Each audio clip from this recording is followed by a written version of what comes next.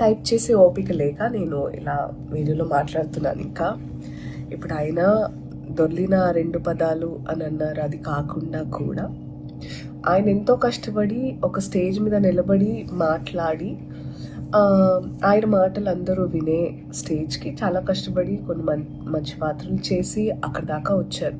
అది సినిమా వరకే అలాంటి పాత్రల ప్రభావం ఉంటే బాగుంటుంది. మనందరం కూడా let's not discuss film characters in to our lives. Okay, ఇది అవుట్ ఆఫ్ కాంటెక్స్ట్ అనుకోవద్దు, మాటలు చెప్తున్నా.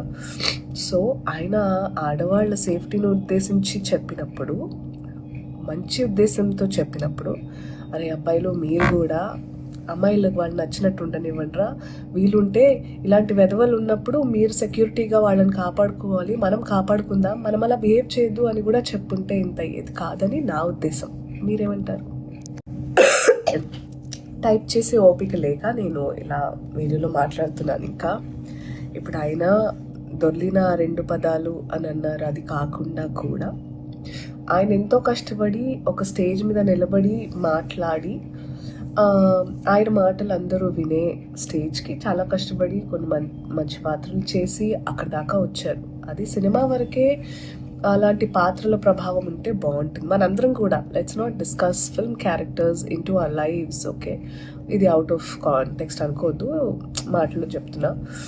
సో ఆయన ఆడవాళ్ళ సేఫ్టీని ఉద్దేశించి చెప్పినప్పుడు, మంచి ఉద్దేశంతో చెప్పినప్పుడు, అరే అబ్బాయిలు మీరు కూడా అమ్మాయిలకు వాళ్ళు నచ్చినట్టు ఉండనివ్వండిరా, వీలుంటే ఇలాంటి వెధవలు ఉన్నప్పుడు మీరు సెక్యూరిటీగా వాళ్ళని కాపాడుకోవాలి, మనం కాపాడుకుందాం, మనం అలా బిహేవ్ చేయొద్దు అని కూడా చెప్పుంటే ఇంత అయ్యేది కాదని నా ఉద్దేశం. మీరేమంటారు?